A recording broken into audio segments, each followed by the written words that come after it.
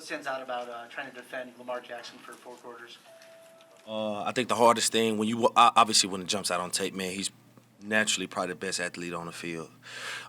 Any given time especially with the ball in his hands, I think that his athleticism jumps out. That scares a lot of teams. Obviously, can make every throw, but at the same time can bust a 90-yard run or you make your whole defense look silly. So with him, that's just one of the things that just jumps out on tape, man. It's just his athleticism. Obviously, we all know about it, but when you watch it and you get to break him down and play against him, I've played against him before. You're witnessing just a premier athlete at the quarterback position that we've never seen before. How does that change how you approach him in the open field? Like you come up on him one-on-one tackle. Yeah. Does it change? Like you want to shoot straight through him? You want to break down, slow down? Like how does that change versus him? Like another ball carrier. Yeah, against a guy like that, man, that's tough because, he is probably one of the more shiftier guys with the ball in his hands. He's probably one of the more faster guys with the ball in his hands. So it's really no right or wrong way to do it, man. Sometimes when you're feeling that itch, man, you go shoot your shot. Sometimes, man, you got to wait for the herd to come in and kind of be a little more patient, let him make his moves, and then try to be able to go try to tackle that. But either way, it's no right or wrong answer. You can kind of settle up and wait, and then he'll run by you. You could go take your shot. He can make you miss. So it's no right or wrong way of approaching him, and it's just like the best thing you do is swarm. Numbers, when you got guys like that with the ball in his hand, numbers is important. So, if you can swarm the ball, man, you got a good chance. You look at Miami. Miami was all over him. They was draped over him, man. They swarmed him, and that's why he was able to have success. So, obviously, I think that they put something out there. Not every team probably want to try that. They ran a lot of zeroing. But, it worked. So, obviously, when things work against certain teams, you pick it, you choose it, you try to implement it and see if it worked for you. So what do you have to do if you send some zero at them to make sure that it doesn't become a risk reward that you don't want to be? Right. I think that you got to be tight in coverage. I think that a lot of people can try to send a blitz to him and limit his mobility from the waist down. But like I say, man, he's progressed as a quarterback. He can make those throws. He's dropping his deep balls, man, is looking better than ever. He's dropping them right in the dime, and he's got guys that's able to go out there and get it. So obviously, you got to be able to be tight on coverage. You can't just say I'm gonna send a house, man, and make him beat us with his arm because he's at that phase in his career right now where he's making those throws that he can beat you with his arm. So obviously, it's rush and cover go together. Everybody just got to do their job, man. We don't need Superman out there, man. We need everybody playing their role, being who they are in this defense, and I think we'll have success. You said you faced it before. What did you learn from facing Lamar Jackson? He probably gonna make the first guy miss, man. I think that playing him, you realize, man, the speed that you see on film and the speed on game, man. He's even faster in game like situations. The speed is there on film, but when you see him live in person, man, dude can run. So I think that personally for me playing against him, I played him early in his career when he was his legs was probably more dangerous than his arm. But now it's even more dangerous because when he's scrambling, he's not scrambling and take off running. He's scrambling, looking to throw the ball downfield. And that's the component in his game that he's taking the next step, man. That's why they're a dangerous team right now.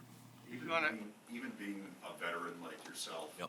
do defensive guys, when they get set to play Lamar Jackson, do they think about getting embarrassed? No. Like when you think about, no, I think that I think that we have enough guys over here. You don't want to. If a guy like that make you miss, it's Lamar Jackson, right? So it's not like the end of the world. Like, you know what I'm saying? It's not like if Peyton Manning juked you, Tom Brady. It's different. You could take that, man. He probably could be one of the best running backs in the NFL, man, if you put a 2 in front of his 8. So obviously, no, it's not that bad. Obviously, you don't want to get embarrassed, period, whether you're playing a Derrick Henry's or you're playing a Lamar Jackson. So it's just that level of component that when he is in overfield, you know that he's dangerous, and you don't treat him like a quarterback. You treat him like an athlete, and obviously he can make you miss. You can't take that too hard, man. You're gonna be one of 70 people in the season that you're gonna make miss. So you take your shot. You're not gonna win every one of them, man. You come back the next time, make sure you get them on the ground. You guys had interceptions on 3 consecutive possessions against the Bengals. Yeah. You've only had 1 since. Terrible. What does that make you feel like when you hear that? It's tough.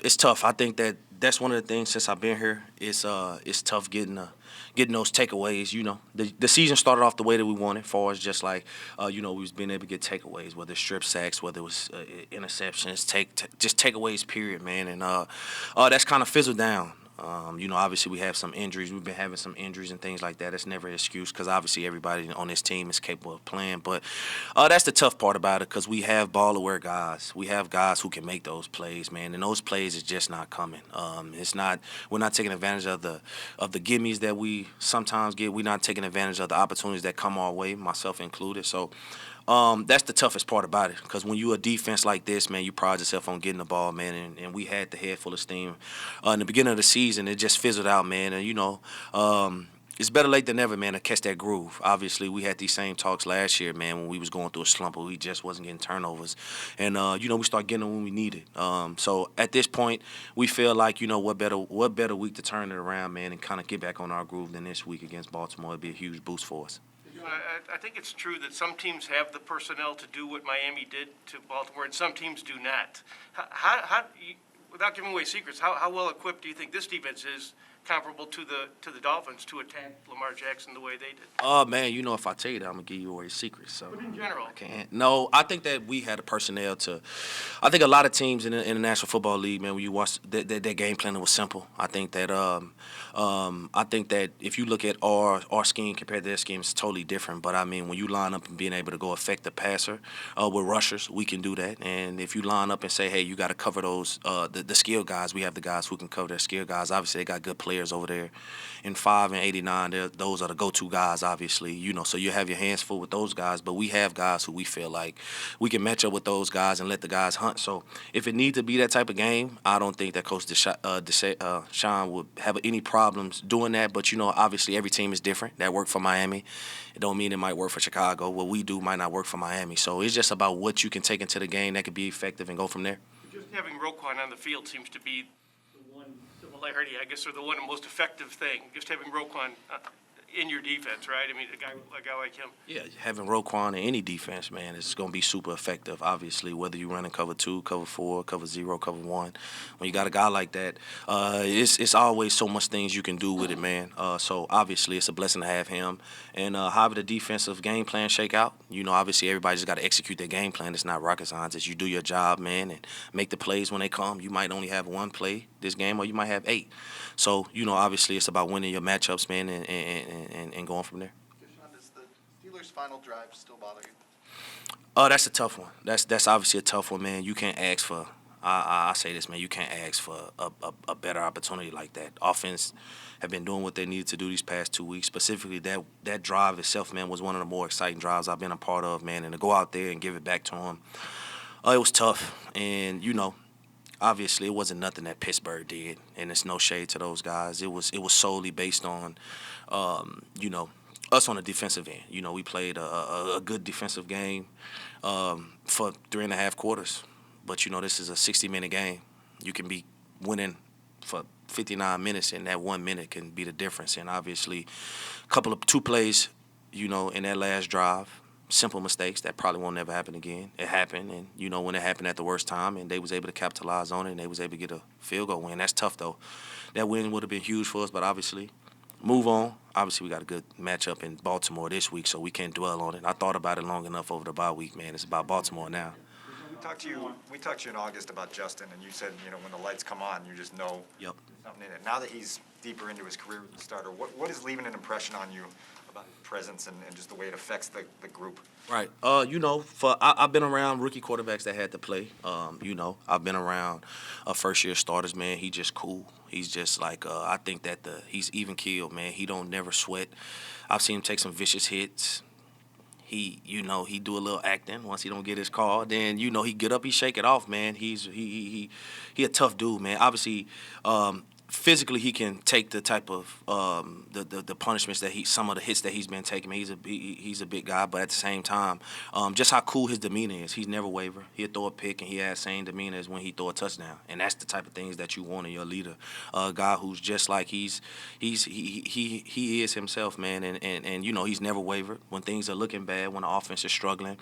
You don't see a look of defeat on his face, and when things are going good, it's not overexcitement. Guy don't show emotion sometimes, man. Maybe I'm not around him enough, but at the end of the day, he's there when it matters, man. And he's making the plays, and he's taking those huge jumps that this team need him to do, man. And you can't ask for him to do more than he's been doing the last couple of weeks, and it's like he's catching his stride. What about that drive in Pittsburgh, it sounds like that left an impression on you and energized you anyway. What Oh yeah, I think that energized everybody. Seeing a drive like that, obviously that's huge. That's huge for him. That's huge for his momentum. That's huge for the team.